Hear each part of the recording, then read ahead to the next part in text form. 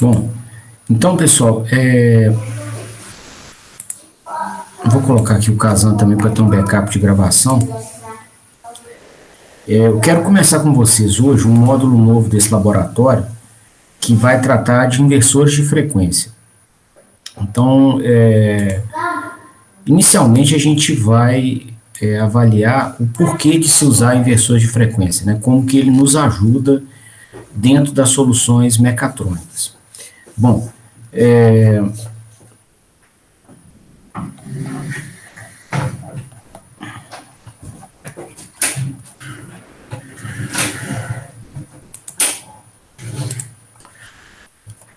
então, os inversores, pessoal, eles são conversores de energia e eles convertem energia elétrica em energia elétrica.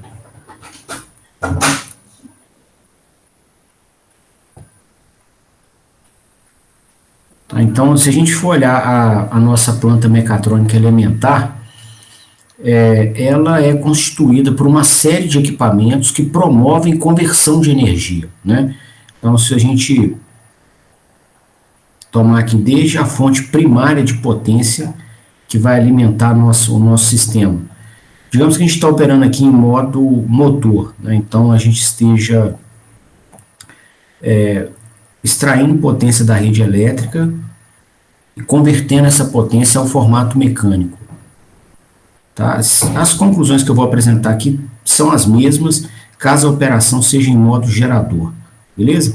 Então a gente tem aqui o sistema elétrico trifásico, igual a gente estudou nos módulos iniciais do laboratório, né? A gente vai disponibilizar aqui tensão e corrente, né, para alimentação das nossas cargas, através dessas três fases: tensão na fase A com a corrente na fase A, tensão na fase B com a corrente na fase B, e tensão na fase C com a corrente na fase C. Tá?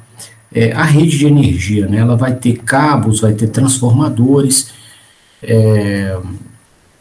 então a gente vai ter uma série de elementos que vão possuir indutância, né? Ao serem percorridos por corrente elétrica, eles vão, esses cabos, né, vão criar campo magnético e enlaçar campo magnético no espaço. Então eles têm indutâncias, é baixinha, né, mas tem alguma indutância. E aí a gente vai, por vezes, conectar essa rede elétrica à máquina rotativa da nossa aplicação por um inversor de frequência. Tá? Então ele vai amostrar os sinais elétricos de tensão e corrente, né, no formato alternado, e entregar também tensão alternada ao motor. Então aqui os terminais da máquina elétrica, né, e essa máquina elétrica vai ser alimentada com tensão alternada aqui, que vai ser obtida na saída do inversor.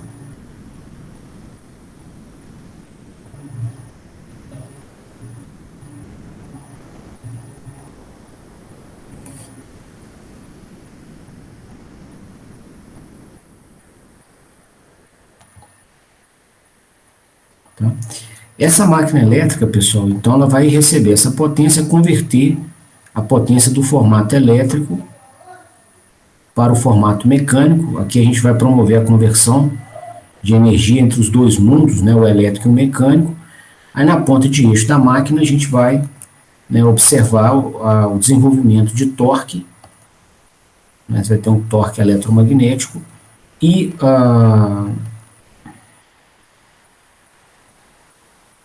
de acordo com a dinâmica dos atuadores presentes no eixo, né, cada um desenvolvendo o seu torque, a gente vai ter a dinâmica dos sinais de trajetória mecânica, né, posição, velocidade angular e aceleração angular, né.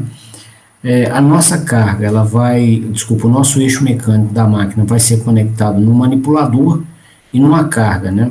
Muitas vezes tem aqui uma transmissão mecânica, que é um segundo elemento de conversão de energia.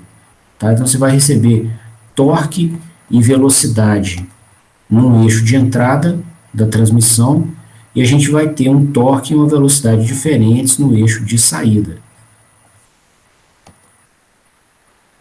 Pode estar aqui, por exemplo.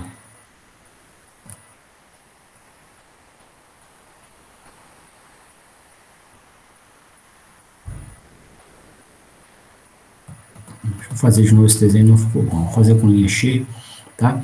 Então, a gente vai ter um determinado nível, né, de torque eletromagnético na entrada, e a gente vai ter esse torque, por exemplo, multiplicado aqui na saída da transmissão, né, com a velocidade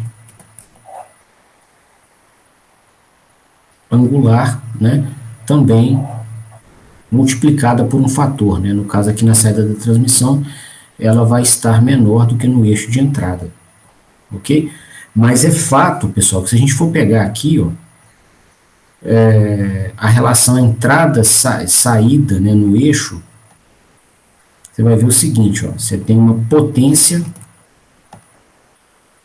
mecânica no eixo de entrada, que é o torque, o produto torque vezes velocidade, e que é a mesma potência mecânica que aparece no eixo de saída. Tá? Então, o equipamento aqui, salvo pequenas perdas, ele entrega na saída a mesma potência que ele recebeu na entrada, só que com um torque diferente, uma velocidade mecânica diferente. Né? Então, é um sistema de conversão de energia, né, mecânica para mecânica. Tá? Entra energia mecânica, ou potência mecânica, e sai potência mecânica. Né? Só que os sinais de torque e velocidade são diferentes entre si. Então, os sinais de torque dos eixos de entrada e saída são diferentes, e os sinais de velocidade dos eixos de entrada e saída também são diferentes. Tá? A máquina elétrica, por sua vez, ela converte potência elétrica, né, recebida aqui nas três fases, dá uma potência elétrica total, em potência mecânica, que é essa que a gente destacou aqui. Então, ela opera como um sistema de conversão de energia elétrica em mecânica, ou ela promove a conversão eletromecânica da energia. Então, é diferente da transmissão. A transmissão converte mecânica em mecânica. Tá? A máquina elétrica converte elétrica em mecânica para operações em modo motor, ou mecânica em elétrica em modo gerador. Né? E uma mesma máquina, numa mesma aplicação, pode em alguns momentos operar como motor e em outros momentos como gerador. Isso para ela é indiferente, a gente só muda a orientação dos ímãs de estator e rotor no espaço. Quem está adiantado com relação a quem. E isso inverte o fluxo de potência na máquina. Tá? O conversor eletrônico de potência, que é o que está apresentado aqui em vermelho, ele recebe potência elétrica aqui na entrada, né, e converte essa potência e entrega essa mesma potência elétrica na saída. Tá? Então, está a entrada aqui, que é a interface com a rede. Então, ele recebe potência elétrica da rede e entrega essa mesma potência elétrica ao motor. Só que ele faz isso alterando os sinais de tensão e corrente nas fases.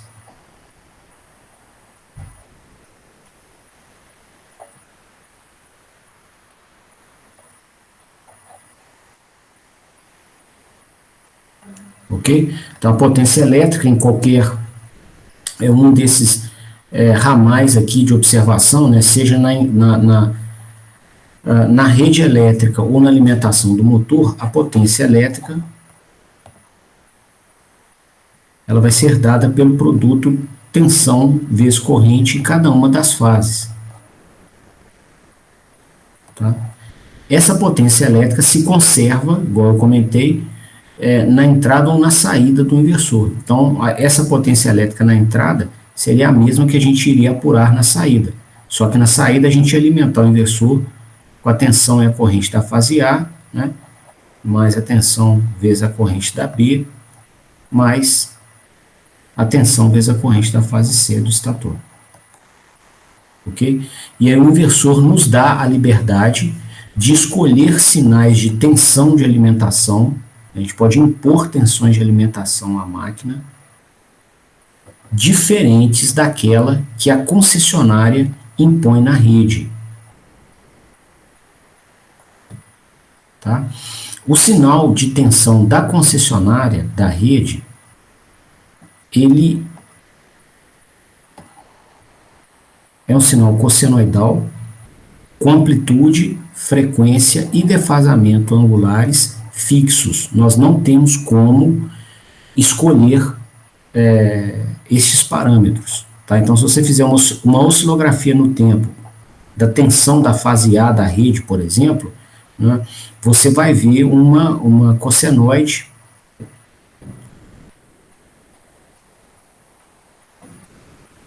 com parâmetros escolhidos pela concessionária. Né? Que parâmetros são esses? Né? São os parâmetros que definem completamente uma cossenoide. São 3 parâmetros: a amplitude, o valor de pico da cossenoide, a frequência,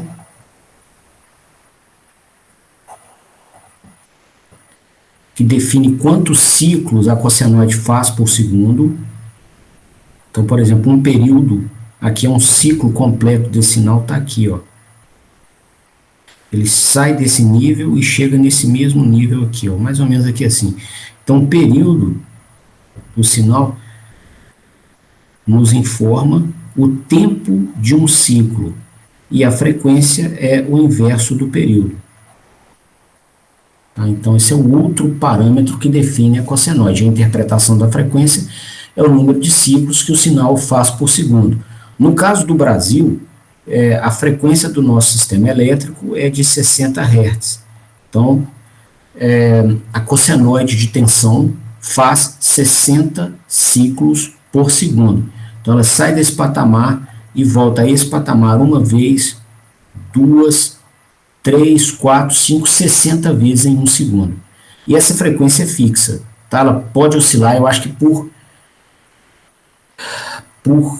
regulação da ANEEL, só 5%, salvo engano. Se não for 5%, é um número bem pequeno. Tá? Então, essencialmente 60 Hz. E um defasamento angular qualquer. Tá? Aqui, o defasamento angular, ele mede para nós aqui, ó, quantos graus elétricos, né, o sinal demora para chegar ao valor de pico. Tá? Se fosse uma cossenoide sem defasamento angular, ela passaria no pico no instante zero. Tá? Como tem defasamento, ela passa no pico em outro instante. E o defasamento angular mede para a gente quantos graus, né, dessa cossenoide foram necessários para que ela pudesse passar no pico. Tá? Bom, então essa é a caracterização da cossenoide. Esses 3 parâmetros são escolhidos pela concessionária, a gente não tem controle sobre eles. Né?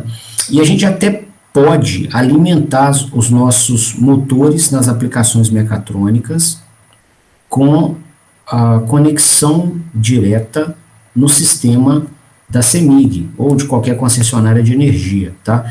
Essa forma de conexão é chamada de partida direta.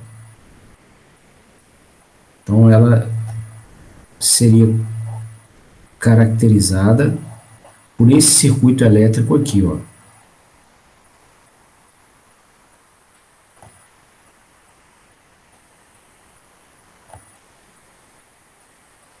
Tá, a rede, os cabos, né, da concessionária.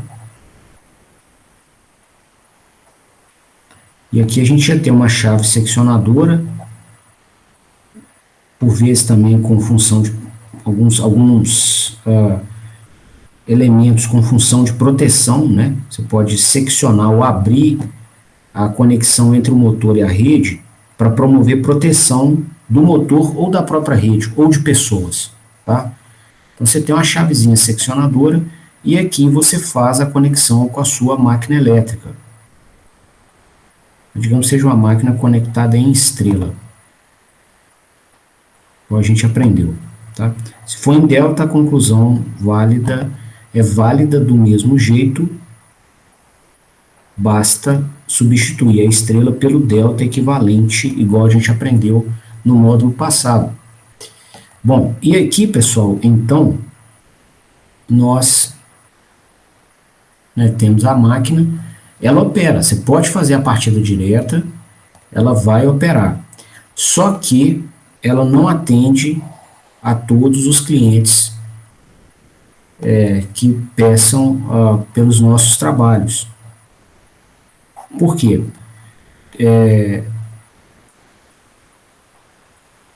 Alguns clientes vão exigir pontos de operação que não são sintetizáveis com essa topologia de alimentação, tá?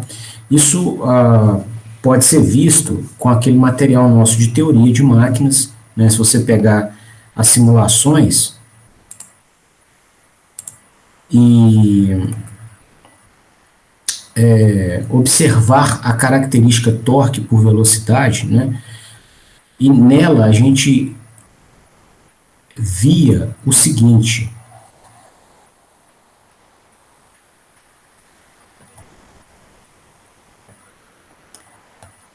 que se você fizer a partida direta, né, ou seja, fechou essas chaves aqui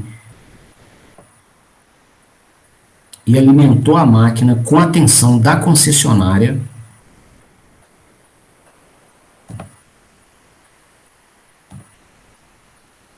tensão trifásica da concessionária, que, né, uma das fases está aqui, as outras duas fases são idênticas, só que com defasamento de 120 graus, tá? Vamos colocar aqui para não restar dúvida.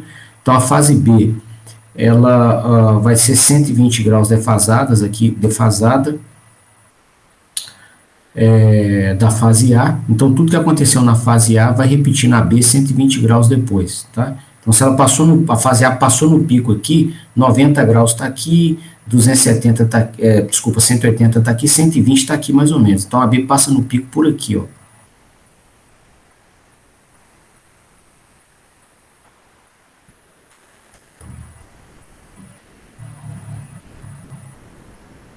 Então, essa aqui seria a tensão da fase B, por exemplo, e a fase C tem a mesma amplitude, a mesma frequência da fase A, porém 240 graus defasada, tá? Então seria uma coisa aqui assim, ó.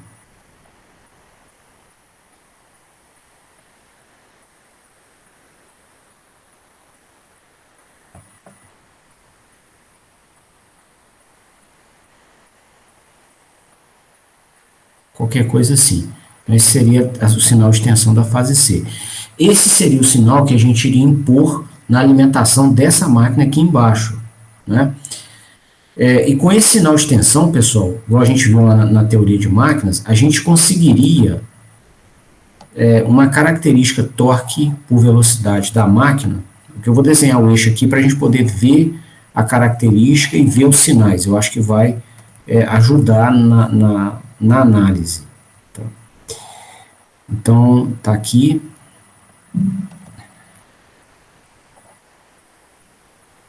Esse é o torque que a máquina desenvolve de acordo com a velocidade mecânica que ela opera e considerando a alimentação com partida direta.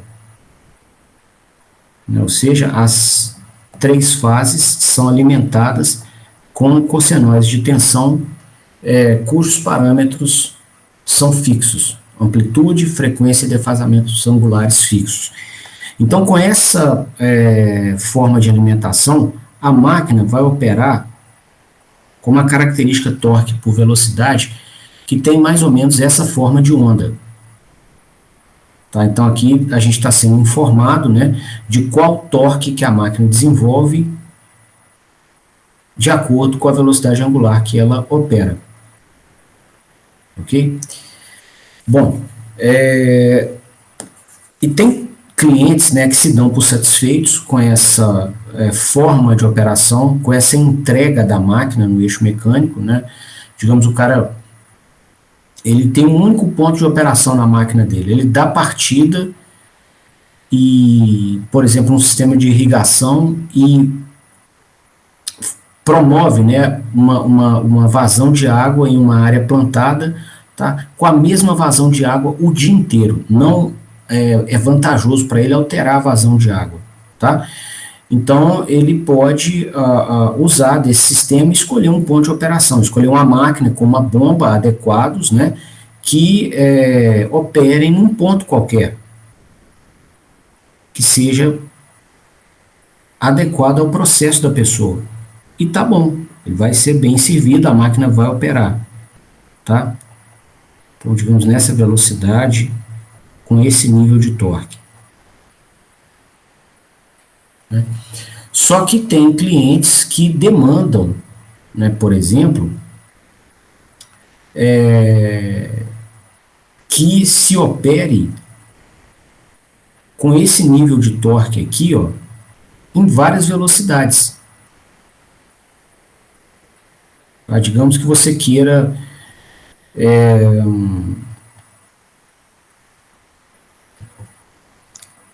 equipar um veículo elétrico, uma locomotiva, né, com uma máquina dessa de indução trifásica, e você queira, né, manter uma mesma aceleração na reta, e para isso você precise manter o mesmo torque desenvolvido no motor.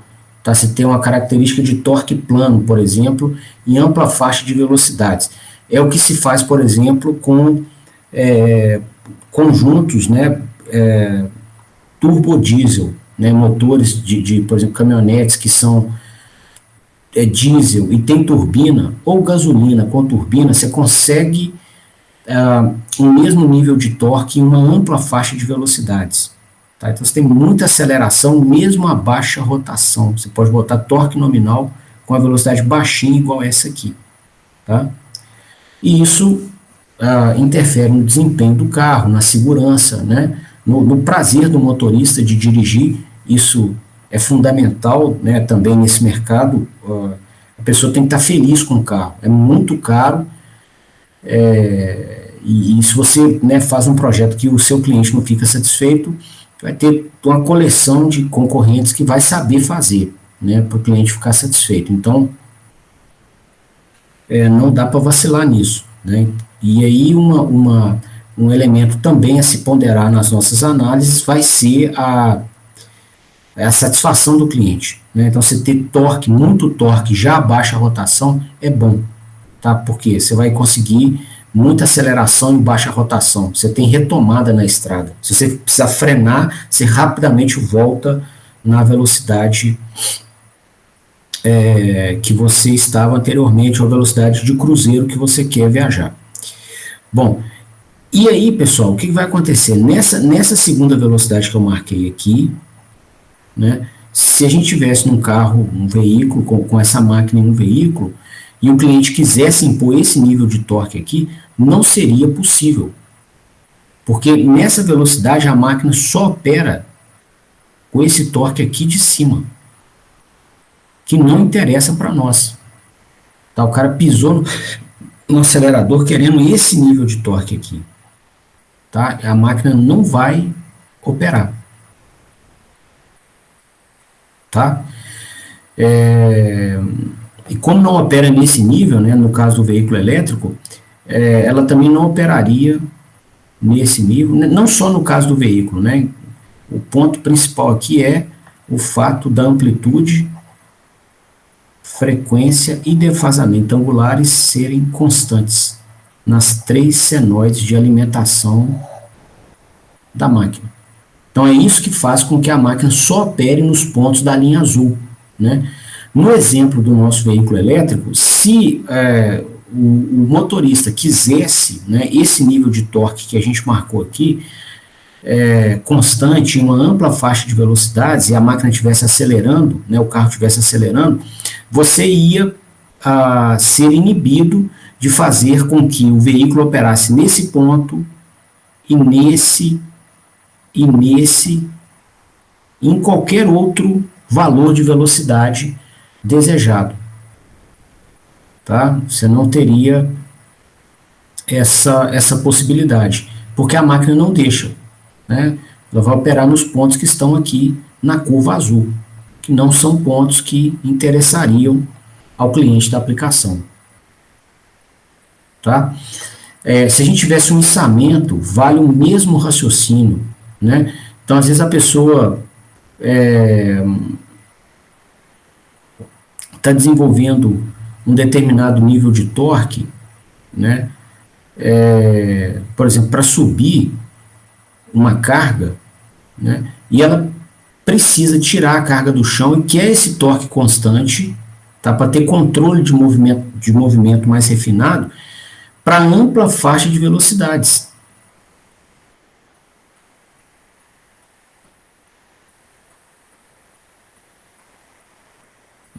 Tá? E também não seria possível, né? Ela ia ter que partir, né? E operar na curva azul. Tá? No caso do içamento, pode acontecer também na hora de descer, né? Que a gente queira,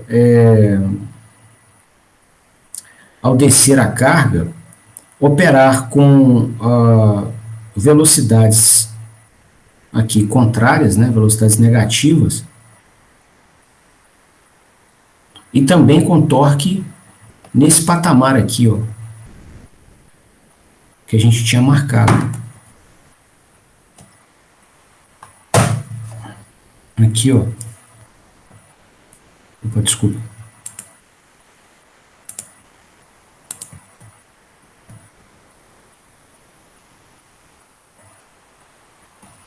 Então, ele reverteu o sentido de rotação. A nossa rotação agora está para o outro lado, tá? Só que você vai descer a carga frenando, né? E você ainda quer desenvolver torque positivo para rejeitar o torque da gravidade, que é negativo. Só que com velocidades negativas aqui, ó. E a máquina não vai operar nesses pontos.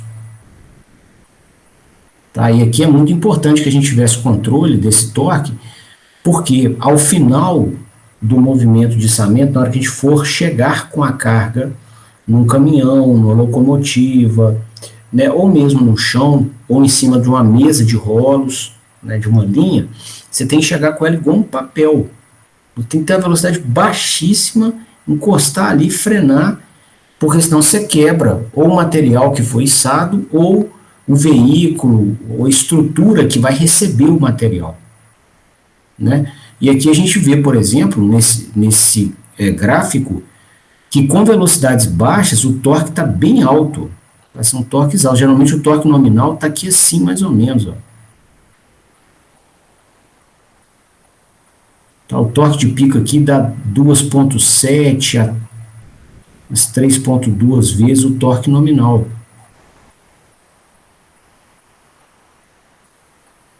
Tá?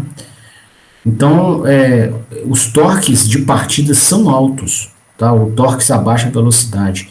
E a gente tem nessa análise, então, a certeza de que não seria possível, né, para um sistema de içamento se implementar um bom controle de torque na hora de parar a carga sobre o anteparo que vai recebê-la. Né?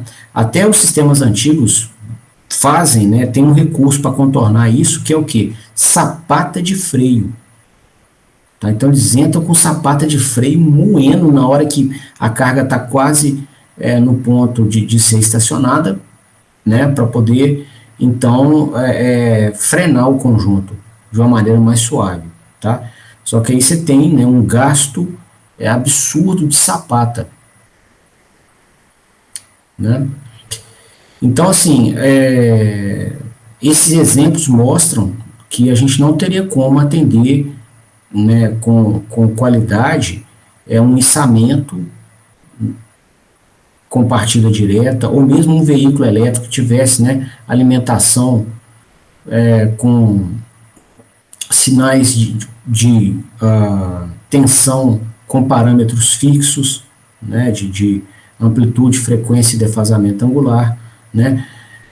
Às vezes tem cenários que ao invés de querer manter o torque constante, você gostaria de mexer no torque enquanto a velocidade fica constante. Tá? Então, um exemplo, aqui, ó, pode ser que nesse mesmo veículo, nessa mesma locomotiva, você queira frenar enquanto o veículo está nessa velocidade aqui, ó, que eu marquei essa linha pontilhada. Tá? Então, você precisa que ele desenvolva torque negativo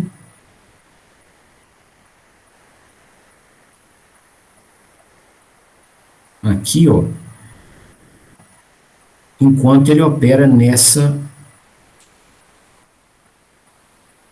velocidade mecânica. Tá? E, de novo, se a máquina tiver com partida direta, não é possível. Nessa velocidade, ela só opera com esse torque, ela nunca vai operar com esse aqui. Tá? Seria o cenário, por exemplo, de uma frenagem brusca na condução de um veículo que fosse tracionado por uma máquina de indução. Né? Você crava o pé no freio, a velocidade mecânica, que é um sinal de dinâmica lenta, ela não vai variar de uma vez. Então, você vai, nos primeiros momentos, você ainda tem a velocidade muito próxima da velocidade que se tinha antes da frenagem. Só que o torque ele tem que entrar imediatamente com valores negativos. Nesse patamar aqui, ó. Né? Para conseguir começar a reduzir a velocidade e evitar a colisão. Ok? E aí a gente está vendo que também é impossível com essa forma de alimentação da máquina elétrica. Certo?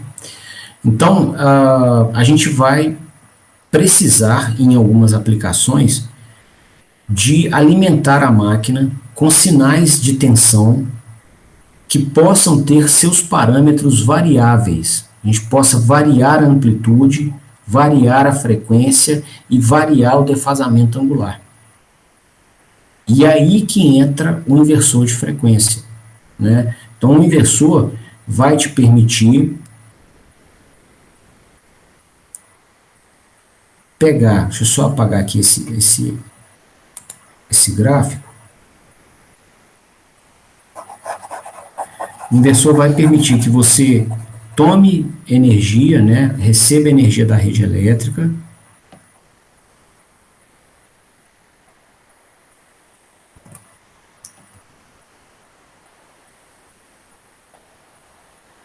vou desenhar um inversor aqui.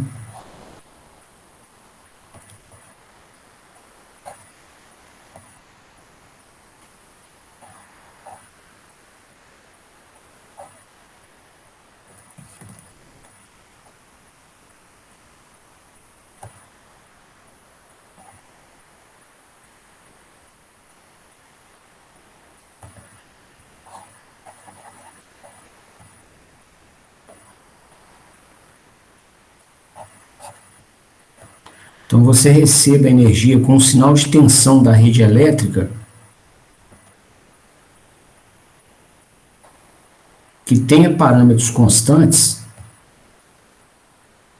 por exemplo, aqui na fase A, porém você alimente a máquina variando os parâmetros dessa cossenoide. Então você vai poder chegar aqui na máquina elétrica, na saída do conversor,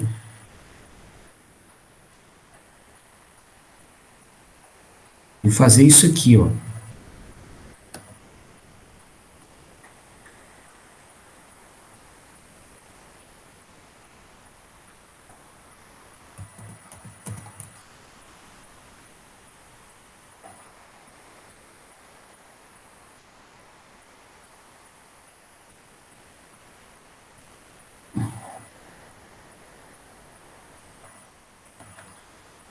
chega aqui na fase A do estator, né, e impõe uma tensão aqui com uma tensão de fase, né? VAS ele é medido com relação aqui ao ponto neutro, a tensão de fase, e ele tenha a seguinte característica aqui no tempo. Tá? Então você pode, por exemplo, na partida, né, dessa locomotiva, começar com um sinal de baixa amplitude, baixa frequência, crescer a amplitude e a frequência com o passar do tempo, né, crescer mais à medida que a locomotiva ganha velocidade. Aí de repente essa velocidade está boa para você conduzir a locomotiva, só que está vindo um morro e você não quer perder a velocidade para não atrasar a entrega. Aí você mantém a frequência, mas você aumenta a amplitude para a máquina dar mais torque. Só ampliar esse eixo aqui. E aí,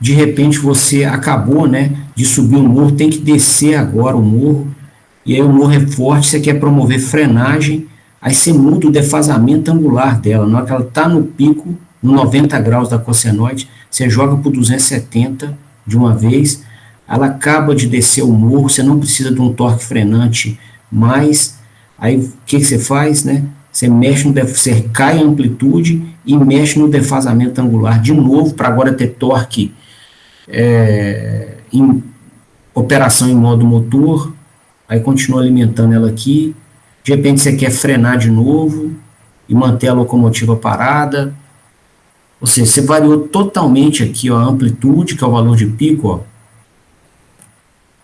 tinha esse patamar, foi para outra amplitude, para outra amplitude, para outra, tá? Variou a frequência, aqui o período era enorme, ó, faz poucos ciclos por segundo, depois você tem um outro período bem menor, tá? Depois você tem um outro período, depois você tem um outro aqui, ó, pequenininho, tá?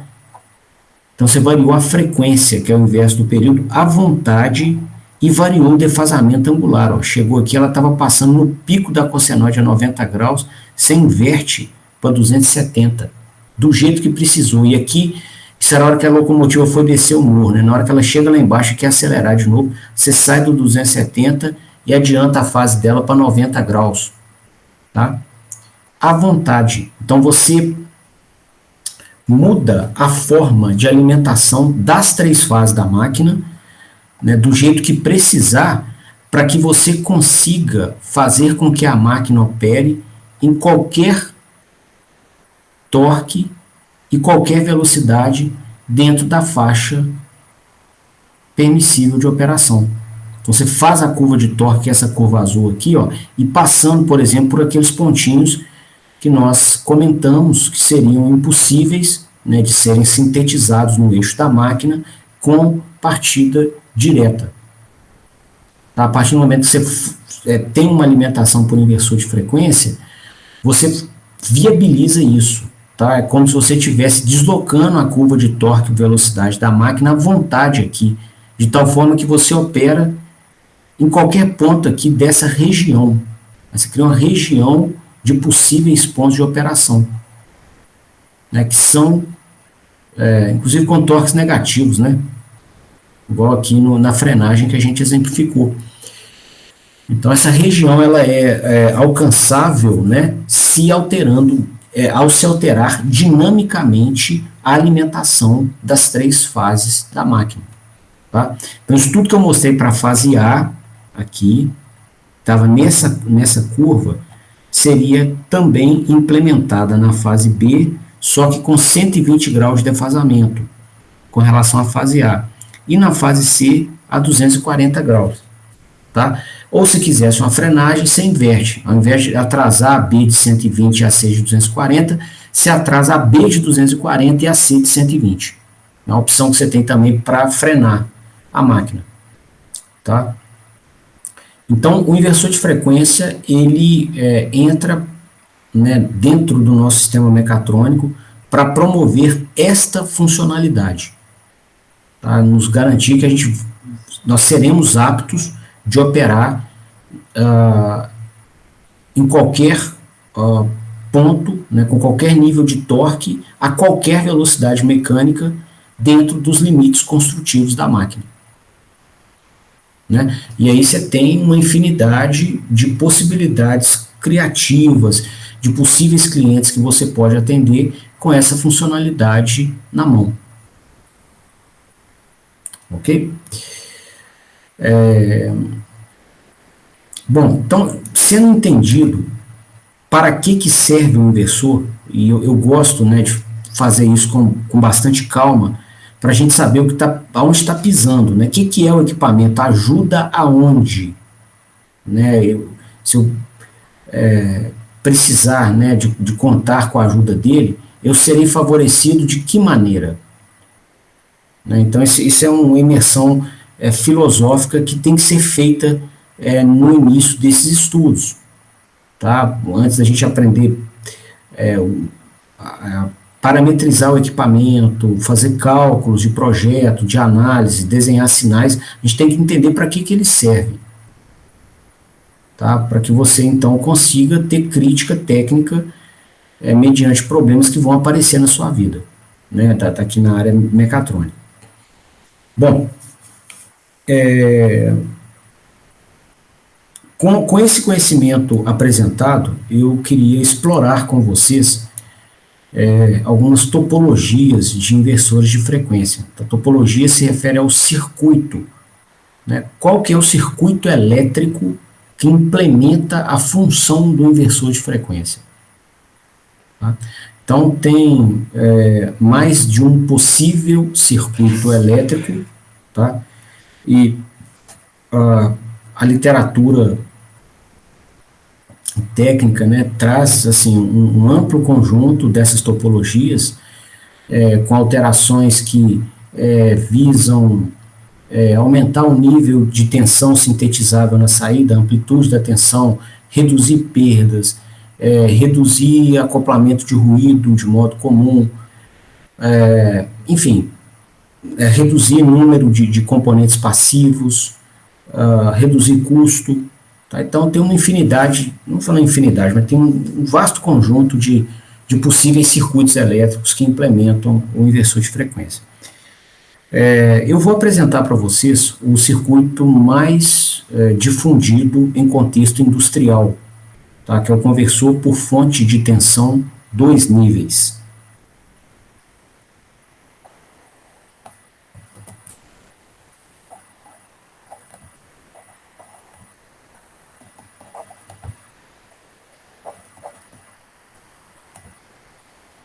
Na literatura você vai achar o nome VSI, Voltage Source Inverter, tá? Inversor por fonte de tensão. Existe também o CSI, que é o Current Source Inverter, que é um inversor que opera como fonte de corrente.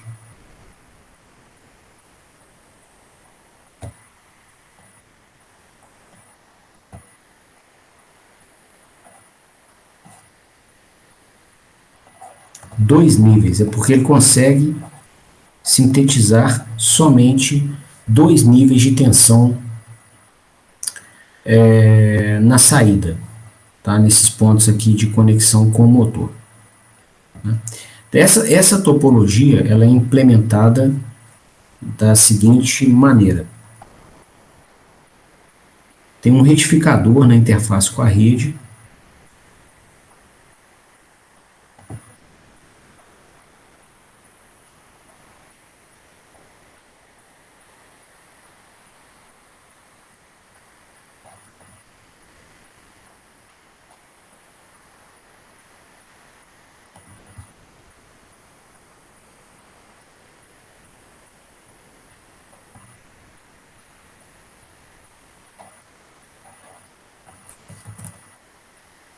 Vai ser um retificador trifásico a diodos, iguais àqueles que nós estudamos em eletrônica de potência. A eletrônica de sinais também apresenta esses retificadores. Aqui vem a conexão com a rede elétrica.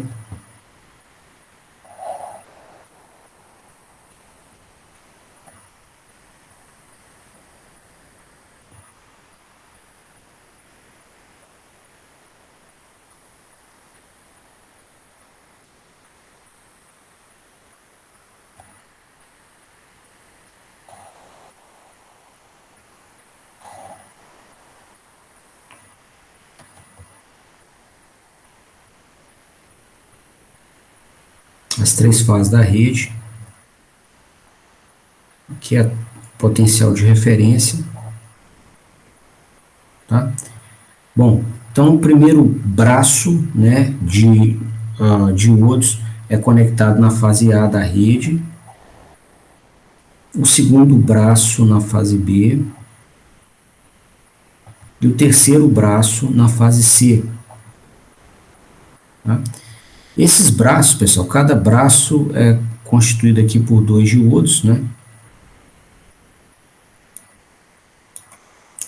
E os catodos dos diodos superiores, né, são ligados num ponto elétrico comum, aqui em cima, e os anodos dos diodos inferiores são ligados num ponto elétrico aqui embaixo, tá? Então, esses três diodos aqui são chamados diodos do grupo catodo comum e os de baixo diodos do grupo anodo comum. Bom, essa tensão retificada, ela é filtrada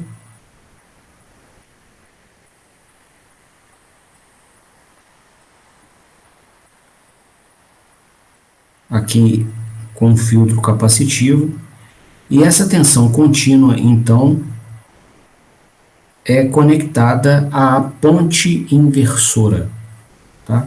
Então, a ponte inversora ela vai ser implementada com chaves eletrônicas, né, são transistores de potência, que são controlados, tem pulsos de gatilho dizendo a hora que cada um deles deve ser ligado e desligado. Tá?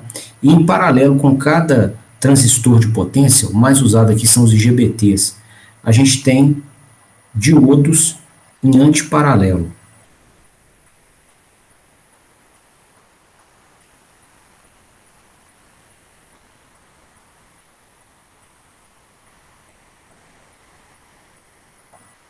Tá?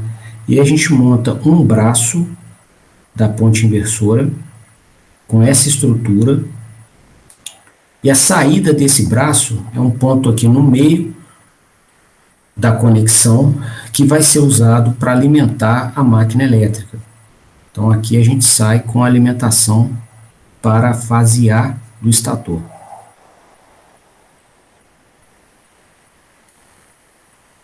Tá? Vou desenhar a bobina dela aqui.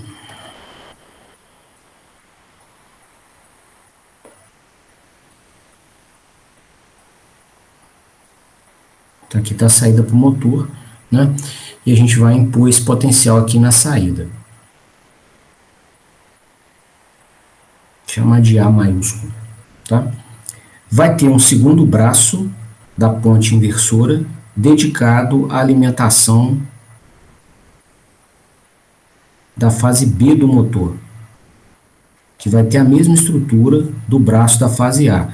Então a gente vai ter um transistor de potência, que é um IGBT, que também vai ter a sua condução controlada por pulsos de comando, né, em antiparalelo com ele um diodo. Né? Essa composição transistor-diodo é necessária porque nenhuma chave eletrônica de potência é capaz de conduzir corrente de maneira bidirecional. Então, o transistor admite corrente nesse sentido e o diodo admite corrente em sentido oposto. Tá? Como a nossa carga, né, que é a máquina elétrica, é uma carga indutiva, que vai ser alimentada com tensão alternada, vai circular na bobina da máquina corrente alternada também. Né? E aí a gente tem que dar caminho para essa corrente circular, independente do comando que a gente vai aplicar às chaves transistoras. Tá? Então, se a gente ligar a chave de baixo, por exemplo, tem que ter caminho para a corrente circular se ela for positiva ou negativa. Tá? Porque se não tiver caminho, o indutor da bobina vai induzir a tensão que precisar para colocar a chave em condução, mesmo que ela não esteja comandada para conduzir. E aí a gente vai ter acidente, né? Você vai queimar a chave e potencialmente vai ter curto-circuito aqui. Nós vamos até falar como que se estabelece curto daqui a pouquinho. beleza? Isso explica por que a nossa estrutura de chaves tem essa composição, né, de duas chaves aqui em antiparalelo, né, uma para garantir condução de corrente num sentido e a outra chave para garantir condução de corrente no outro sentido.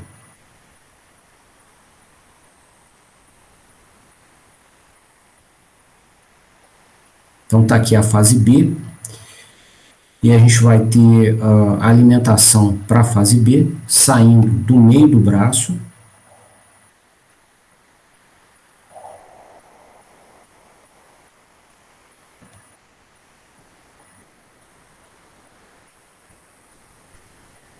Digamos que a nossa carga aqui está, nosso motor está fechado em estrela. Vou deixar a bobina da fase C aqui de uma vez pronta. E a gente vai, então, concluir a ponte inversora com aqui o próximo braço, que é o braço da fase C. Então, esse braço aqui você vai ter um IGBT em paralelo ou antiparalelo com o diodo.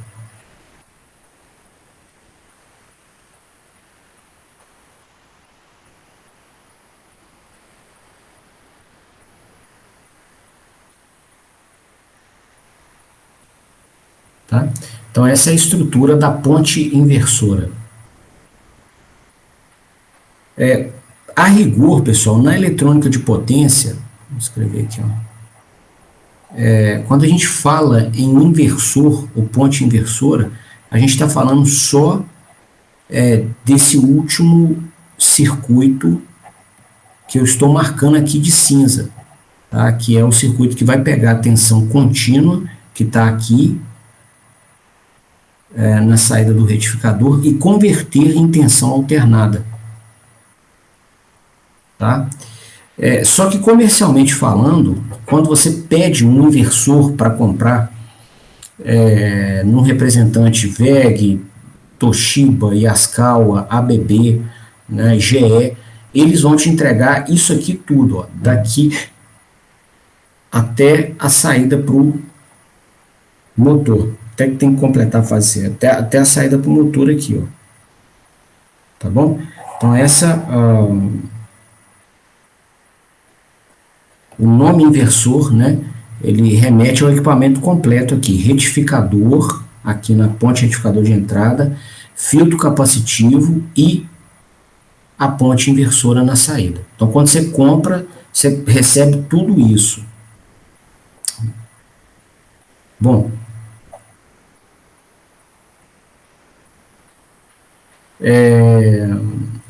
você vai diferenciar, né, o nome, quando falar em inversor, pelo contexto. Né? Se você estiver, por exemplo, mexendo com um veículo elétrico, não faz sentido conexão com a rede elétrica. Então, você vai ter o banco de baterias, que vai estar em paralelo aqui com esse sistema de capacitores, ou às vezes nem tem o sistema de capacitores, e a ponte inversora, e o motor do carro. Né? Em alguns artigos o cara fala, né, em ponte inversora e coloca só essa estrutura daqui, ó. Beleza, você já sabe, né, que é um possível uso desse nome, tá? Bom, eu comentei durante o desenho, e eu acho que agora vale uma revisita a esse tópico, para a gente entender melhor, né, a operação. Eu mencionei sobre os comandos, tá?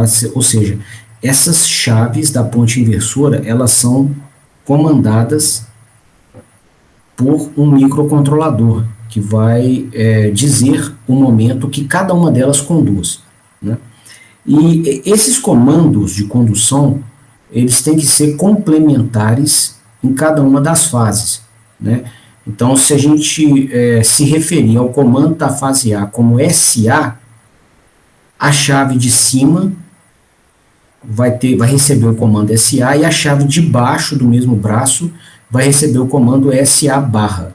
Tá? E o complementar e a barra aqui é no mesmo sentido da lógica booleana que a gente vê em eletrônica digital. Tá? Então, se aqui for comandado 1, aqui embaixo tem que ser comandado 0, chave desligada. E se em cima for comandado 0, a de baixo tem que ser comandada em 1, chave ligada. Né? A gente nunca comanda a ligação das duas chaves ao mesmo tempo. Por quê? Você vai bater curto no barramento. Ó. Se você liga a chave de cima e a chave de baixo, você vai fazer com que toda a tensão do barramento seja imposta aqui nas duas chaves que estão com impedância baixa, porque eles estão fechados. Então, vai bater curto no barramento CC, tá? Então, você vai queimar as chaves e, eventualmente, até a rede de alimentação alimenta o curto pelos diodos aqui. Você pode queimar os diodos também, ok? Então, esses comandos são complementares por esse motivo. Na fase B e C, também existem comandos. A gente vai chamar o comando aqui das duas chaves da fase B de SB e SB barra, e os comandos da fase C de SC e SC barra. Ok?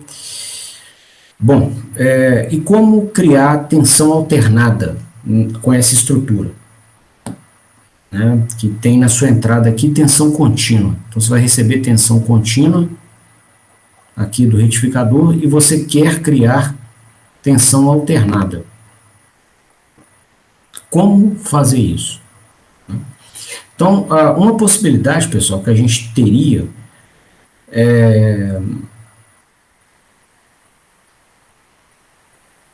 seria o comando dessas chaves para que esses transistores operassem na sua região linear. Tá? Então, você poderia colocar aqui a tensão contínua do barramento. Eu vou dividir o barramento aqui em 2 capacitores. Tá? Só escrever isso aqui para a gente fluir com a outra explicação, porque vai ajudar.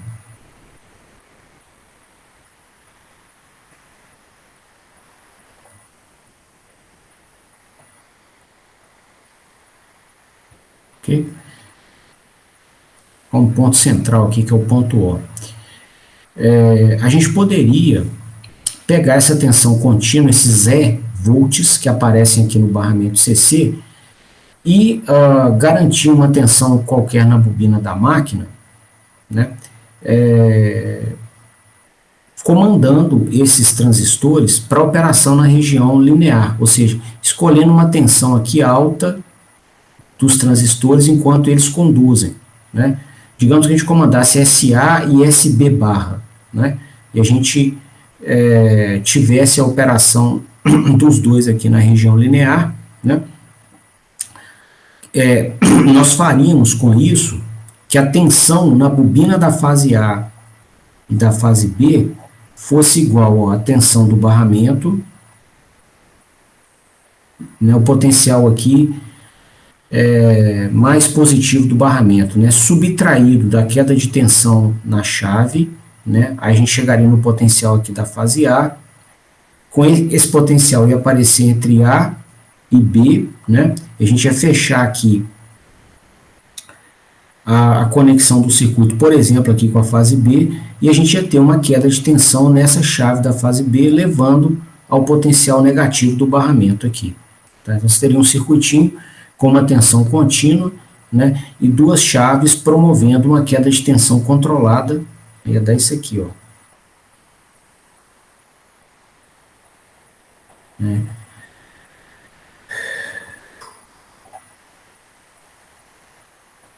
As bobinas da fase A e da fase B, né, que a gente mostrou do estator, e a outra chave, que é aquela da fase B, e aqui o retorno.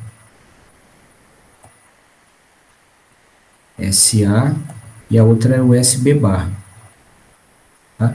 Então, se a gente ligar só essas 2 chaves, digamos que a gente nem se preocupe com a fase C agora. Tá? Aqui a gente ia ter uma tensão contínua de E volts, né? E você pode ter uma tensão controlada aqui, né? Uma tensão qualquer no transistor 1 e outra no transistor 2, tá? Que não fosse contínua. Então, você observaria que para as 2 bobinas da máquina, né, VAB, tá? Fase A para fase B, o que sairia de tensão, né? Você entraria com uma tensão contínua de E volts, aqui da fonte, né? E você teria, pelo controle aqui das chaves, ó, você poderia controlar a tensão total dos dois transistores.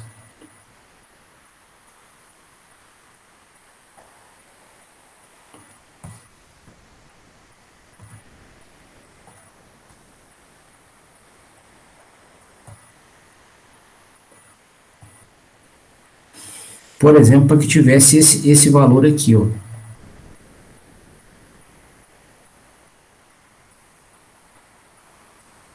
Aí na hora que a gente subtraísse a tensão do barramento menos a queda de tensão nos transistores, tá? Digamos que o nível médio dos dois fosse a própria tensão do barramento ali. Tá?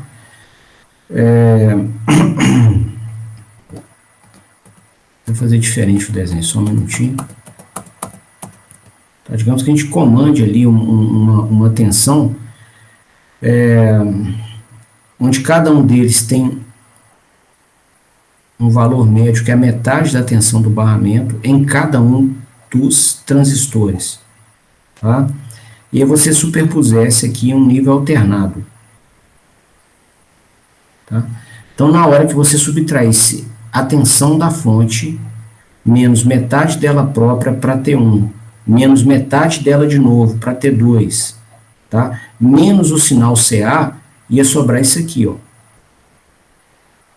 para o motor. Tá? Até funcionaria. Você poderia ter um controle dinâmico aqui dessas chaves para criar uma alimentação alternada para o motor, né? Com controle de amplitude, frequência e defasamento angular. Só que essa implementação é tecnologicamente impossível, porque você teria que fazer com que os transistores desculpa, tivessem uma tensão muito alta nos seus terminais. Tá? Então, essa VT1 é a tensão aqui no transistor 1. E o transistor, pessoal, de potência, no caso aqui o IGBT, ele não converte energia em nenhum outro formato que não seja o térmico.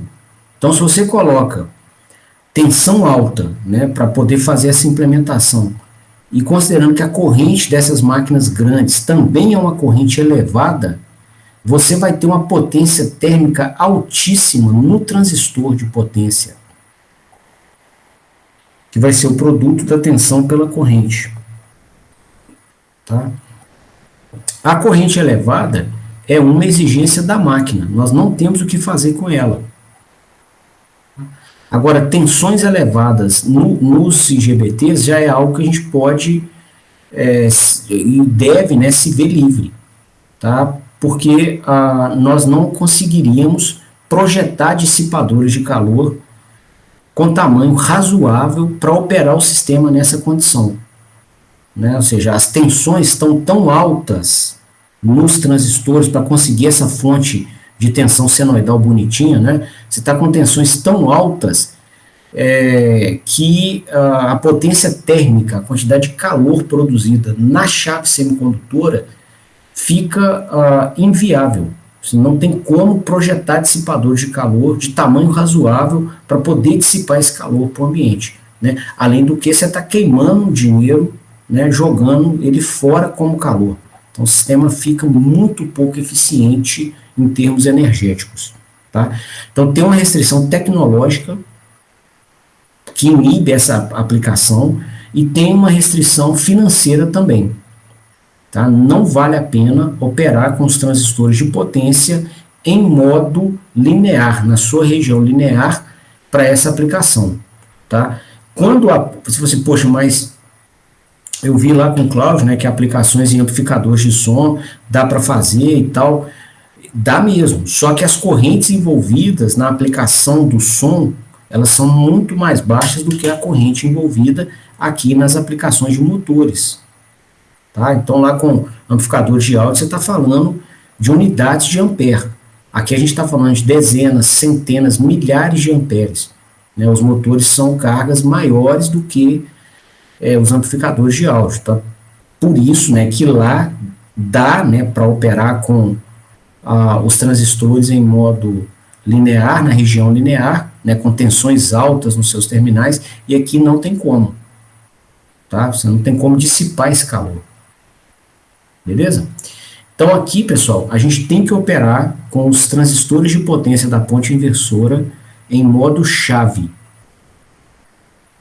Tá? Então, ou ele está ligado com baixíssima impedância, baixíssima tensão nos seus terminais. Tá? Você tem baixíssima tensão nos terminais quando ele está ligado, ou, se ele estiver desligado, ele opera como chave aberta. Beleza? Bom, com essa operação, né, em modo chave, o que a gente consegue fazer com esse conversor, né, em termos de alimentação da máquina elétrica?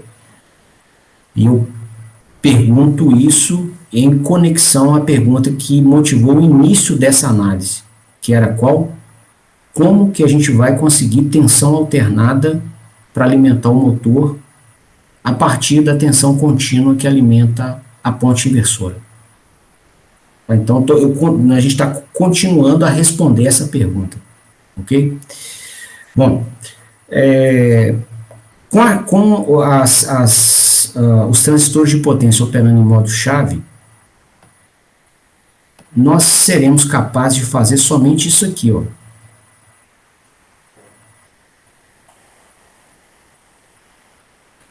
Vou fazer a análise aqui na fase A, as mesmas conclusões são aplicáveis às fases B e C.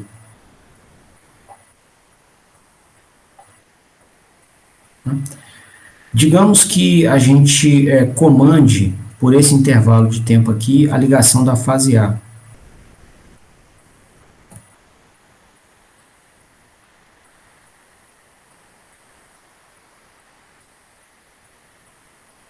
Então aqui o SA igual a 1, e depois a gente comande o SA igual a 0, o SA barra igual a 1. Depois a gente comande de novo o SA igual a 1. Então o SA são os comandos das chaves aqui, ó. São aplicados aqui nos gatilhos ou nos pinos aqui de comando dos IGBTs, tá? Para gatilhar, para ligá-los, tá? Então aqui, ó, o SA igual a 1 significa que a gente fechou essa chave aqui, ó, essa chave, tá? Então, quando a gente fechar essa chave, né, se a corrente da máquina, está circulando aqui, ó, tá? Ao comandar essa chave fechada, tá, a corrente na fase A do estator vai ter que fluir por ela, tá? Não tem como fluir aqui para baixo, ó, na outra chave. Por quê? Se a corrente na máquina for positiva, né, a corrente alternada aqui, se ela for positiva, né, nem o diodo admite corrente, e corrente positiva seja corrente aqui, ó, nessa polaridade, saindo do inversor para a máquina.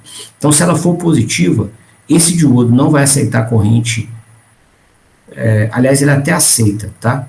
Mas se a gente ligar a chave de cima, a transferência da corrente, né, ou a condução da corrente se dá pela chave de cima aqui, ó, né? E se a corrente for negativa, tá? Então, ela estaria vindo do motor para o inversor, não é possível circular nessa polaridade aqui no diodo, e com a chave desligada ela também não ia circular. Só que se ela fosse negativa, ela tem como circular pelo diodo aqui de cima. Tá? Então, quando a gente liga aqui a chave de cima, faz SA igual a 1, tá? Seguramente a corrente elétrica vai circular ou pelo IGBT ou pelo diodo aqui de cima, tá bom? E aí, quando isso acontecer, pessoal, a gente vai ter uma impedância muito baixa desses dispositivos eletrônicos, eles vão operar como chave, e nós vamos pegar, então, o potencial positivo do barramento CC e colocar aqui na saída.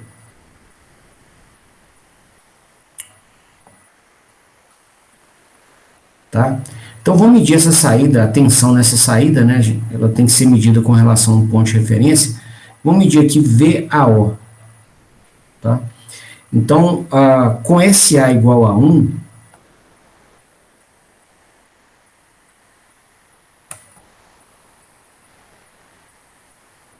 tá? O VAO vai ser quanto? Ó, o ponto O está nesse potencial, subiu E sobre 2 volts, chegou no potencial positivo do barramento CC, e esse aparece aqui no ponto A. Então, a tensão vai ser E sobre 2.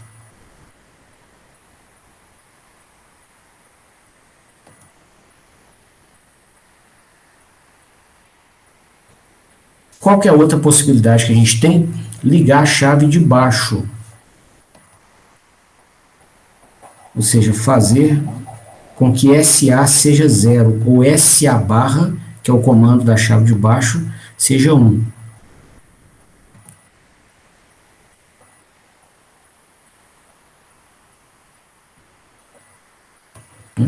Então, quando você liga aqui a chave de baixo, o que vai acontecer? Se a corrente que o motor exige for positiva, né, ela vai circular pelo diodo aqui em antiparalelo. Se a corrente for negativa, aqui, ó, estiver entrando, né, do motor para o inversor, ela vai circular pelo IGBT, pelo transistor de potência, tá? Então, independente do sentido da corrente, quando você comuta, quando você liga a chave de baixo, a corrente vai passar ou pelo transistor ou pelo diodo, tá? Vai passar no conjunto de chaveamento aqui inferior. Quando ela passar, pessoal, qual que é a tensão que o inversor vai impor aqui na fase, na saída dele, né? A tensão entre o ponto A, que é o ponto de alimentação do inversor, e o ponto O, que é o ponto central do barramento CC, né? O VAO, que é o que nós estamos medindo aqui, ó.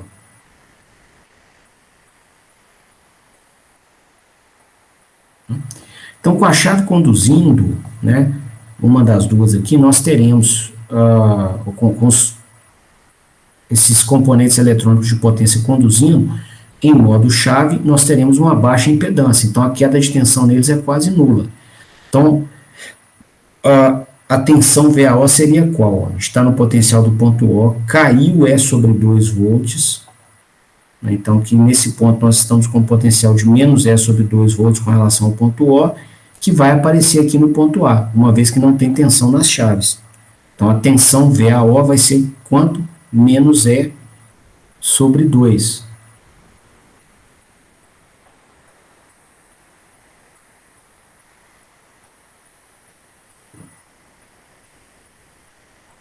Tá?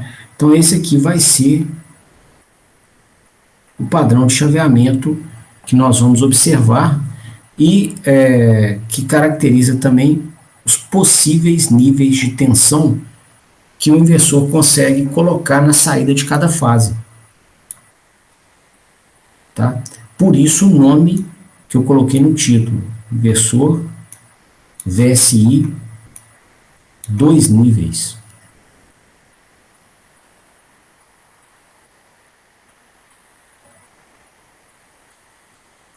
Tem outras topologias que conseguem colocar mais níveis de tensão na saída. Esse aqui consegue impor 2 níveis. E aí vem, né, uma pergunta natural. Poxa, mas como que a gente vai conseguir alimentar o motor com tensão alternada, né, se eu, cossenoidal, inclusive, se eu só consigo sintetizar essa onda quadrada aí, né, esses pulsos, esse pulso quadrado na saída do inversor. Bom, é fato, né, que o que o controlador vai nos pedir é que a gente sintetize sinais de tensão aqui nas bobinas senoidais, tá? Então, a gente vai observar, pessoal, que o comando do controlador ele vai ser alguma coisa assim, ó, que ele gostaria que aparecesse, por exemplo, na bobina da fase A da máquina. Vou colocar um asterisco aqui, essa simbologia é muito usada nesse contexto de acionamentos elétricos e se refere ao valor desejado, tá? Então, a gente gostaria, né, que aparecesse isso aqui, se a gente tivesse uma fonte de tensão senoidal ideal, tá, de potência, que pudesse sintetizar o sinal com essa forma de onda aqui. Só que o inversor só dá conta de colocar 2 níveis, né? A gente precisaria de sintetizar aqui infinitos níveis de tensão nessa onda amarela, e ele só dá conta de sintetizar esse e esse, né? Então, como que a gente vai compatibilizar o que a gente precisa, que é isso aqui, amarelinho, com o que o inversor dá conta de fazer, que é o sinal azul, que é o VAO, né? Então, essa compatibilização ela vai nascer a partir dos conceitos da teoria de sinais e sistemas. E nessa teoria, a gente sabe que é possível entender essa onda quadrada azul aqui como sendo uma soma de cossenoides, né? E se a gente então conseguisse fazer com que uma das cossenoides dessa soma fosse a tensão que o controlador deseja que apareça na máquina, a gente talvez consiga contornar o problema, né? Então, a gente até quando estuda transformada de Fourier em várias universidades, o primeiro exemplo que a gente vê de transformada de Fourier é exatamente com esse sinal quadrado aqui, né? E o professor faz a dedução, né, das amplitudes de cada uma das cossenoides que se somam para sintetizar essa onda quadrada, né? E esse aqui já é até uma maceteada, né? Tipo assim, você tem uma componente fundamental com amplitude que vale 4 sobre π vezes a amplitude da onda quadrada. Tá? Essa aqui é o primeiro harmônico, tá? Que é um sinal que tem frequência igual à frequência do sinal quadrado aqui azul. E aí, as próximas cossenoides, né, são cossenoides harmônicas. Então, você tem cossenoides cuja frequência é múltipla da frequência fundamental, né? Isso não é uma lei para todos os sinais, tá? Tem sinais, você tem um espectro de frequência. Então, você tem cossenoides em infinitas frequências que não são necessariamente múltiplas da frequência fundamental. Nesse caso, sim, tá? São harmônicas, até um nome que é muito usado, né? Aqui no contexto de eletrônica de potência, as harmônicas são cossenoides cuja frequência é múltipla da fundamental. E aí, nesse caso aqui, a gente tem harmônicos ímpares, ou harmônicas ímpares, ou seja, são múltiplos ímpares da fundamental. E aí o terceiro harmônico tem 1/3 da amplitude do primeiro.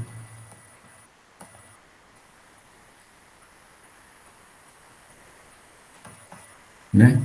Aí depois vem o quinto harmônico, que tem 1/5 da amplitude do primeiro,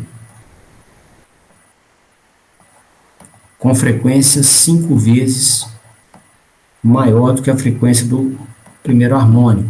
E o sétimo, com amplitude de 1/7 da componente de primeiro harmônico, também chamada de componente fundamental. E a sua frequência é 7 vezes maior do que a frequência da componente fundamental. Tá? E assim segue toda a vida com os harmônicos ímpares. Ok? Então, a gente teria como alimentar esse motor com uma tensão senoidal que estivesse embutida no conteúdo harmônico da onda quadrada que o inversor dá conta de sintetizar. Então aqui a gente tem alguma possibilidade, né, de sucesso, né, na alimentação da máquina usando essa estratégia. Ok? Bom,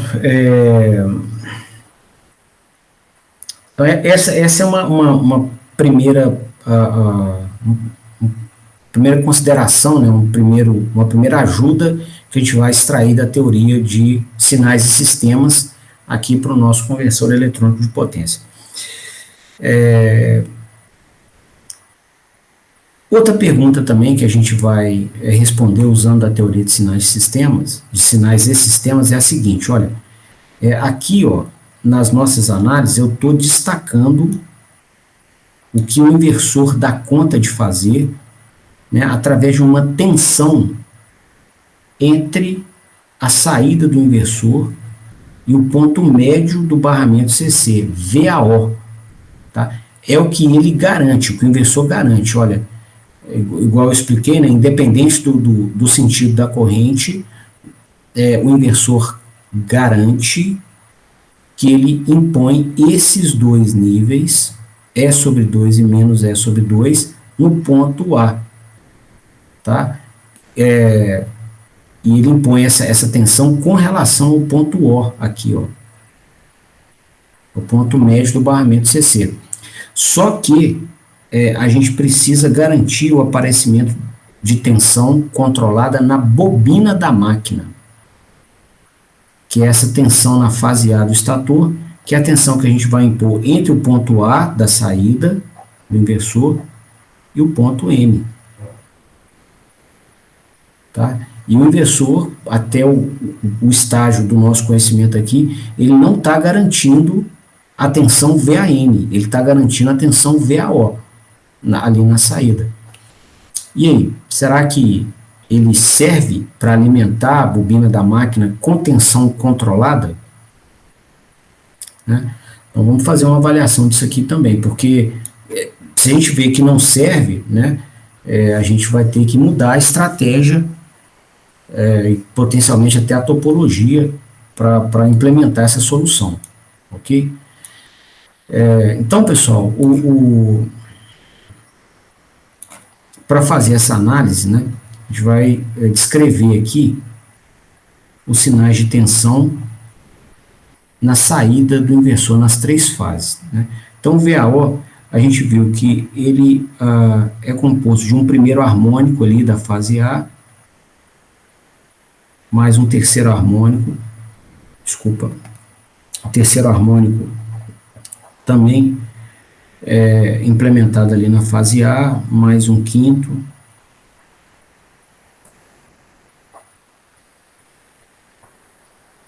mais todos os harmônicos ímpares. Na fase B,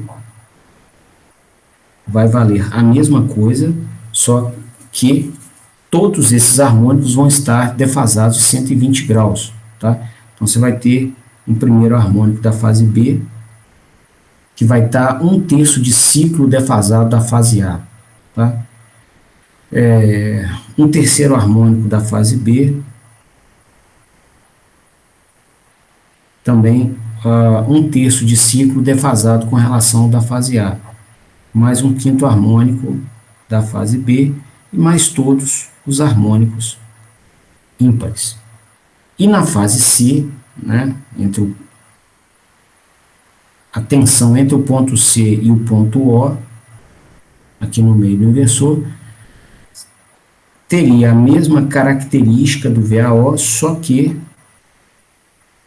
com sinais defasados de 1/3 de 2/3 de ciclo, de 240 graus. Né?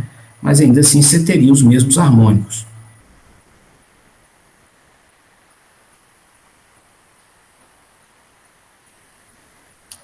Ok? E a gente pode enxergar ali no inversor um circuito elétrico, né, que se fecha em um laço, tá?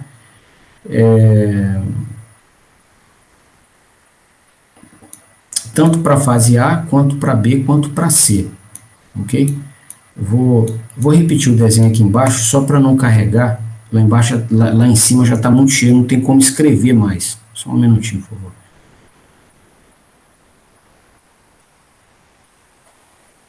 Tá, vou colocar aqui o barramento CC e a ponte inversora somente o motor, tá?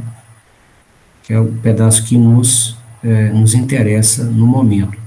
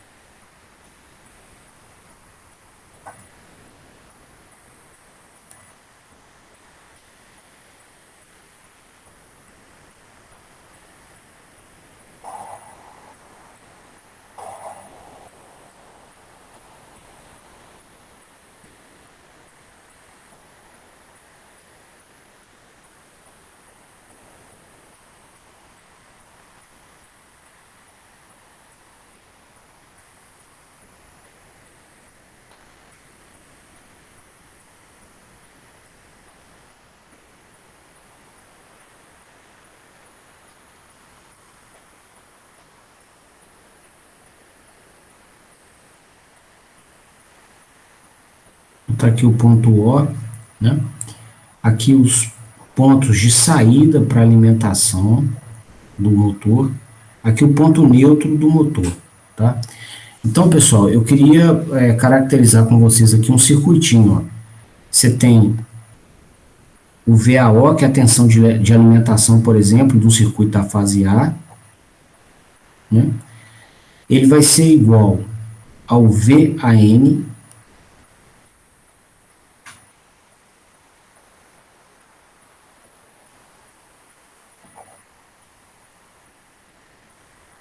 né, entre a saída do inversor e o ponto neutro do motor, mais o VNO. Tá? Eu fechei um laço aqui de circuito. Certo? Então, pela primeira lei de Kirchhoff,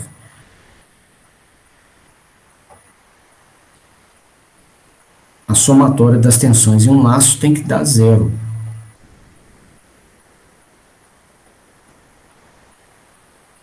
Ok?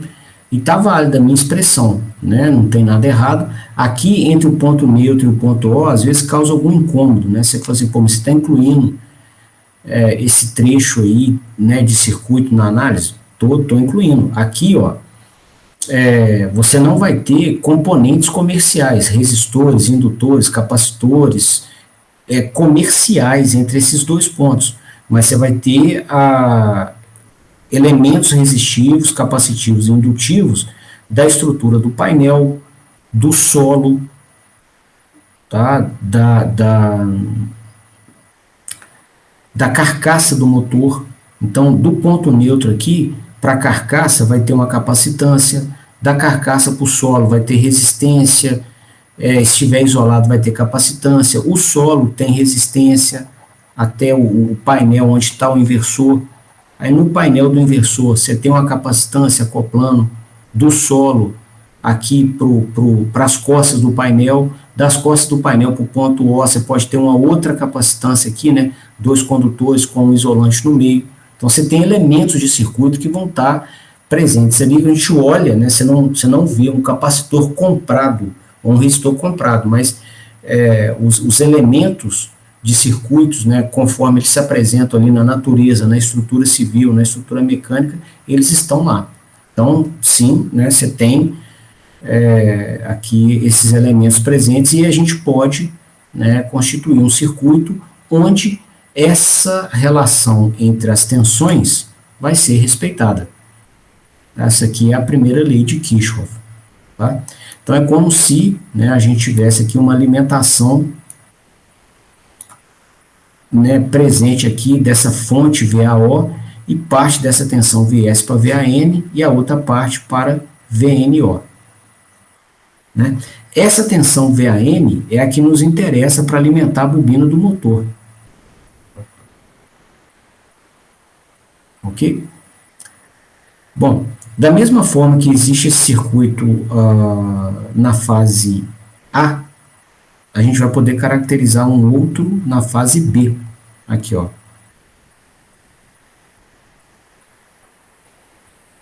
Vai ser o VBO, que vai ser a fonte que vai alimentar esse circuito, né?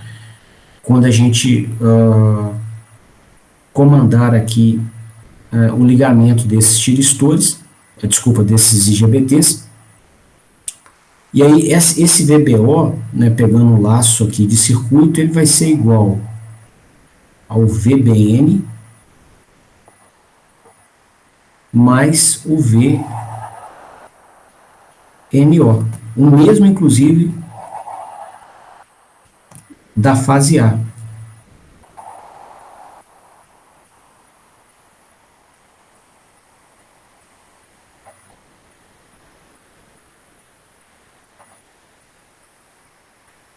Tá?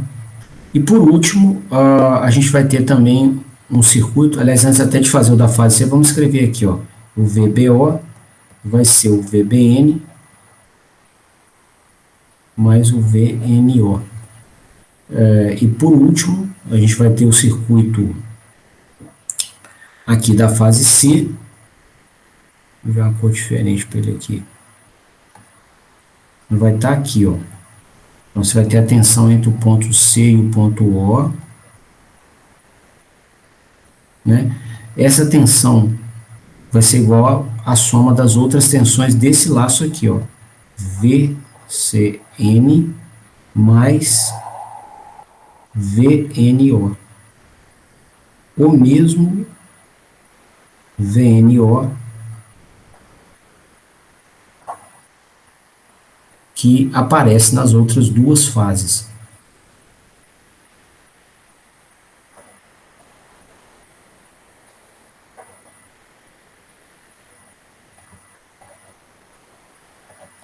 Tá?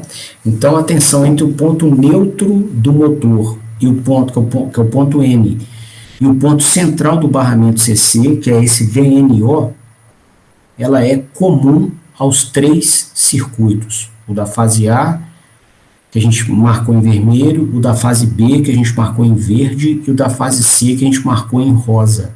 É o mesmo ramo de circuito e, consequentemente, a mesma tensão aqui para os três circuitos. Ok? Bom, se a gente olhar aqui e fizer uma comparação dessa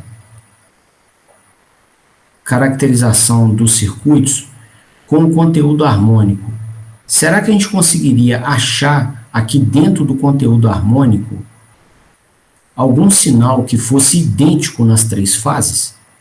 Porque o que é idêntico nas 3 fases? O VNO. Então, se a gente achasse aqui, nesse conjunto, alguma componente harmônica idêntica nas fases A, B e C, a gente estaria caracterizando exatamente a tensão entre o ponto neutro e o ponto central do barramento CC.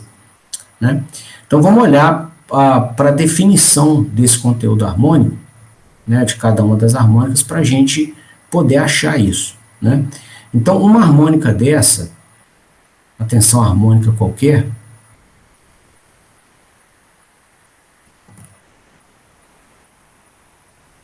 né? A gente viu que ela vai ter uma amplitude, que é a amplitude do primeiro harmônico, vou chamar de V1, a amplitude do primeiro harmônico, dividido pela ordem do harmônico, né? Foi o que a gente mostrou aqui. Por exemplo, o sétimo harmônico é 1/7 da amplitude do primeiro harmônico aqui, ó, né? Vezes o cosseno da ordem do harmônico vezes ω1t. Tá? Uma tensão harmônica qualquer da fase B, ela vai ter, desculpa, caiu a mesinha, ela vai ter a mesma amplitude da fase A, porém, né, com um defasamento angular dado por H vezes ω1t menos 120 graus. Tá? E na fase C,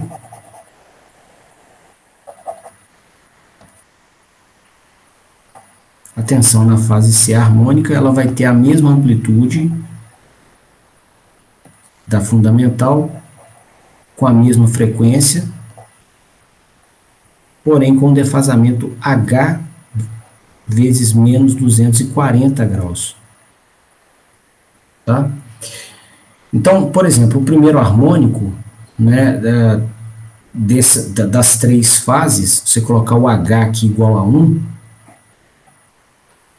né, vai te levar a três sinais cossenoidais, né, diferentes. Eles têm a mesma amplitude, mesma frequência, mas são defasados. Então, instantaneamente, eles não são idênticos. Né? Se você colocar 3 aqui, ao invés de 1, a gente caracterizaria o terceiro harmônico de cada uma das fases. E olha que interessante que acontece aqui com o terceiro harmônico. O VA3, né? Ele teria uma amplitude, que seria a amplitude da fundamental sobre 3, vezes cosseno, o H é 3, ó, então 3ω1t. Né? Agora aqui na fase B, ó, então o terceiro harmônico da fase B, ele tem a amplitude da fundamental sobre 3, vezes o cosseno, aqui vou colocar H igual a 3 aqui, ó, então 3 vezes ω1t menos 3 vezes 120. 360 graus. Né? Então, 3ωt menos 360, né? Cosseno disso é a mesma coisa que cosseno de 3ωt.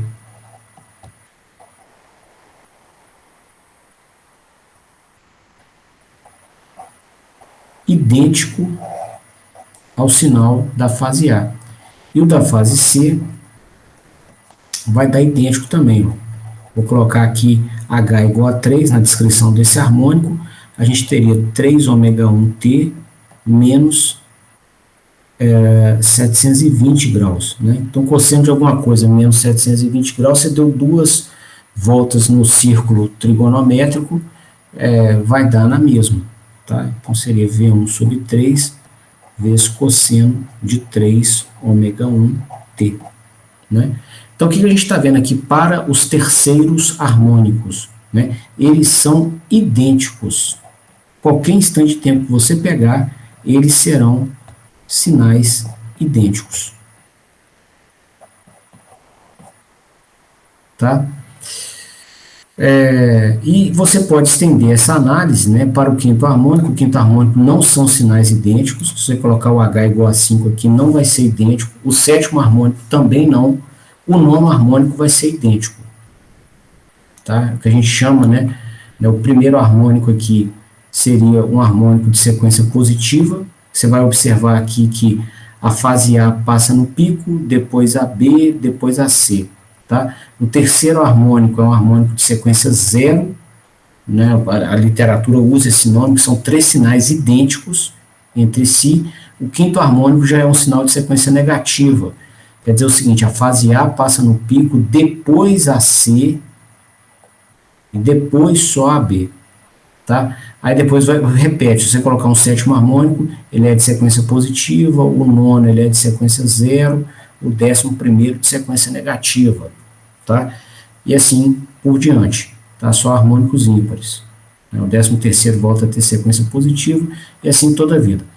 Então, os harmônicos múltiplos de 3 são idênticos para as 3 fases, né? Que são, então, né, os sinais que caracterizam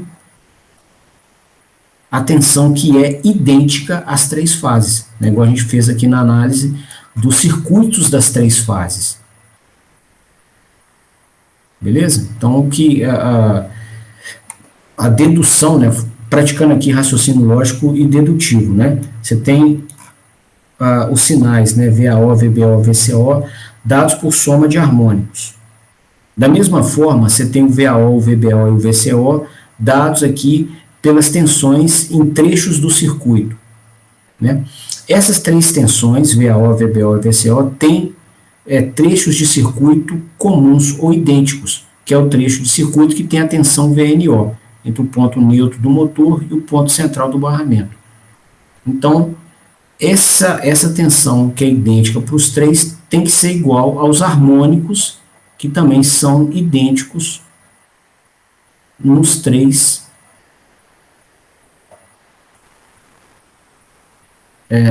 nas 3 fases, certo? Então, a gente pode dizer aqui nessas expressões, né, que o VNO teria o terceiro harmônico, né, a tensão de terceiro harmônico, a tensão de nono harmônico, é o terceiro harmônico e os terceiros harmônicos dele próprio, né, 3 vezes 3, né, 3 vezes 5, 3 vezes 7, tá? Então essas são as tensões comuns para as 3 fases. Ora, se aqui, ó, no VAO, VBO e VCO você tem, né, primeiro harmônico da fase A, por exemplo, né? Vou pegar aqui no caso, pode ser a fase C, que está aqui embaixo, tá bom? O VCO, aqui, você tem o primeiro harmônico da fase C, somado com o terceiro harmônico da fase C, somado com o quinto, com o sétimo, e assim por diante. Tá? O nono.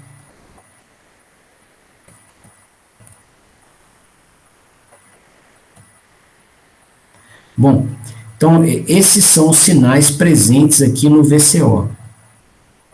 Tá? Se o terceiro harmônico está aqui no VNO, o nono harmônico está no VNO, né, o 15º, o 21º.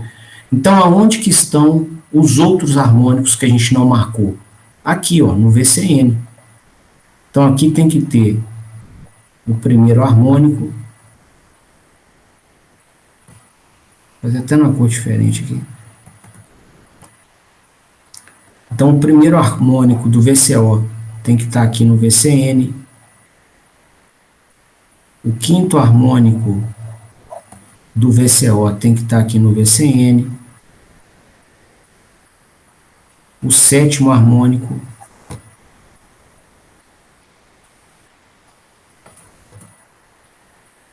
e assim por diante, né? Então, fechando a aula, o que a gente observa aqui? Que mesmo embora o inversor só garanta a tensão entre o seu ponto de saída e o ponto médio do barramento CC, é possível que a gente consiga colocar a componente fundamental dessa tensão na bobina da máquina. Tá? Então, garantindo que a componente fundamental do sinal que o inversor consegue sintetizar, garantindo que essa componente seja igual à componente fundamental que o controlador exigiu, nós garantiremos que essa componente fundamental vai aparecer lá na bobina da máquina também, pela análise que a gente acabou de fazer, na fase A, na fase B e na fase C. Tá? Bom, então eu vou parando por aqui. A gente teve exposição de bastante conteúdo, vamos continuar a aula que vem, e eu queria abrir a palavra para vocês, para dúvidas, para considerações, eu estou à disposição.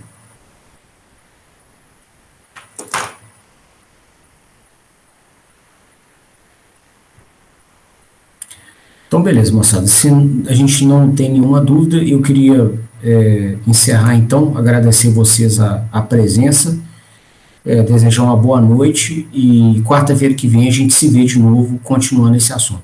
Tá bom? Beleza, boa noite. Olha, eu aqui você já tem a previsão da data? Ô César, eu vou mandar um e-mail no portal didático amanhã, mas já adiantando, tá?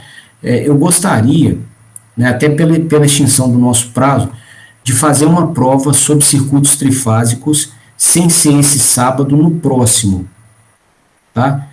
Depois, no outro, fazer uma prova sobre inversores de frequência, e aí depois a gente vê se no outro sábado faz uma última com a sub na última semana, tá bom? Mas sem ser esse sábado, no outro, com certeza, tá? O assunto vai ser aqueles circuitos trifásicos que a gente abordou nas aulas anteriores. Não, perfeito. Então vai ser 2 sábados, né? 2 sábados, isso. Não, perfeito. Beleza? Eu vou mandar uma lista também para ajudar a estudar e vou mandar a data certinha para você ter o registro. Combinado, Léo. Boa noite aí, gente. Valeu, boa noite, moçada. Até mais. Boa noite. Boa noite.